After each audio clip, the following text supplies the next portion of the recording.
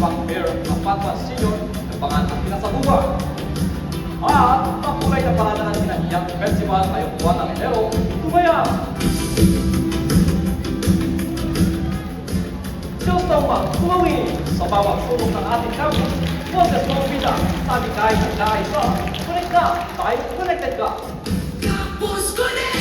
Balitang tapat, kaalaman sapat. Campus Connect! Konektado ka, ngayon, bukas at bukas. Campus Connect! Pagpapala sa ngayon ng ilang group contest na ginanap ng kakaibang paaralan. Pupuntahin natin ang ilang campus journal live mula sa campus, si Lou Torrento. Matapos ang ilang pagdating ng ilang delegasyon dito sa bayan ng Tumawini, ito na at nagtatagisan na ang mga nasa group contest kung saan bitbit ang layuning manalo sa kompetisyon.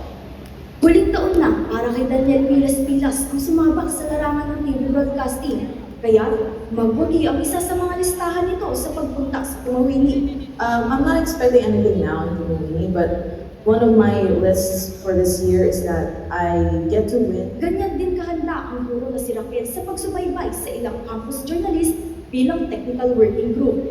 Una, nagkaroon kami ng meeting sa mga kasama sa TV broadcastings. Hinati-hati namin mga task. Kaming mga facilitators is talagang handang-handa para sa RSPC 2026.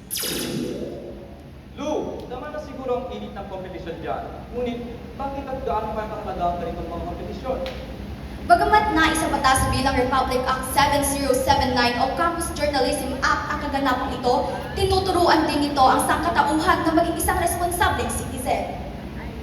Salamat, Lou. Ngayon narito sa proseso ng Kamara ang dalawang impeachment complaint na inaarap ngayon ni President Bongbong Marcos. Nagkamanay sa balitang yan, kay Laika Baasis. Inihain ang dalawang beripikadong impeachment complaints sa sesyon ng Kamara laban kay Pangulong Bongbong Marcos. Isinampa ang unang impeachment complaint ni Andre De Jesus ang betrayal of public trust noong January 19. Kasabay nito ang hindi paggamit ng mabuting pondo at korupsyon. Sinuportahan naman ito ng punong Pinoy party list na si Jet Nisay at ang makabayang Congrenista Bloc. May arguments in the second impeachment complaint that is not included in the first one. Sa kabilang panig ni Pangulong BBM, handa raw itong harapin ang akusasyon sa kanya basta may maayos na proseso. Ako si Laika Baasis, nagbabalita. Umilang sana ang sinasakyan Black SUV starring ang Iwang Mayor Apatwa Sr. matapos siyang kapanan ng mga atmadong kalalakihan. Para sa ibang detalye, connected sa balitang yan, si Dave Pastor. Tila malakas yung pelikula ang nahuli kang napagsabog at putuwang ito sa bayan ng Sharif Agwak sa Mindanao. Kuntirya na pala nito ang convoy na sinasakyan ng alkalde, Sharif Agwak, Mayor Ahmad Mitra Ampatuan Sr. Nakaligtas sa enkwentro ang alkalde habang dalawa ang nasugatan na nasa maayos naman ng kalagayan ngayon. Patay sa sumunod na hot pursuit operation ng tatlong armadong lalakihan na nambang. Handa namang tumulong si Mayor Ampatuan sa mga namatay dahil para sa kanya, biktima rin sila sa posibleng napaputusan lamang. Sa ngayon patuloy pa rin iniimbestigahan ang motibo ng pananambang habang nakalerto pa ang PNP Bangsamoro Autonomous Region in Muslim Mindanao. Ako si May Pasyon, proyektado sa balita. Susunod, ilang pasahero at crew ng lumubog na FPV sa 13 Matuntun na ang mga ingpay, nawawala pa. Tumutok sa balita, connected ka!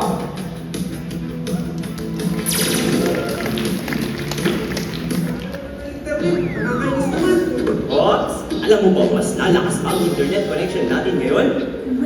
Totoo ba? Paano?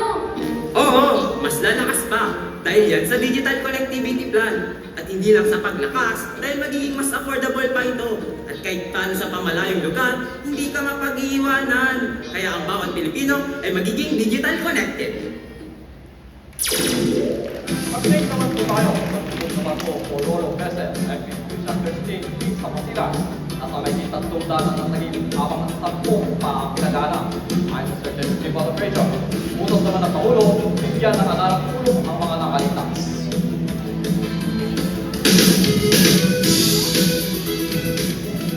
Iba't ibang kultura at tradisyon ng mga Ilonggo, ibinida sa itinaraos sa Dinagyang Festival. Maki-hotspot sa spotlight ng kapintahan na ito. Kinabahandaan ang igrandeng pagdiriwang sa Binagyang Festival of Pista ng Santo Niño ng mga Iloilo ngayong taon. Ibinida nila ang kanilang kultura at tradisyon sa pamamagitan ng pagtatahal na kasadyahan sa Kabanyawan. Ipinakita ng mga kalahok ang interpretasyon ng ganda at saya ng kapistahan. Napuno naman ng makukulay na pagtatanghal ang kaganapan sa Binagyang Arts Competition na bahagi ng kanilang pagdiriwang. Nagpasiklaban ng iba't ibang grupo sa pagpapakita ng kanyang igrandeng kasukutan at pagkikisinig.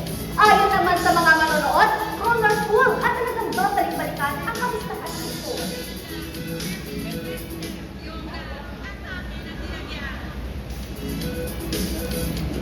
At yan ang mga konektadong balita sa mga sulok ng campus at bansa, Pilipinas.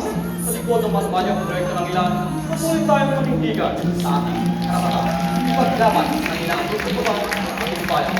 Muli, ako si Cyrus Dumago, Malikuang, Campus Life.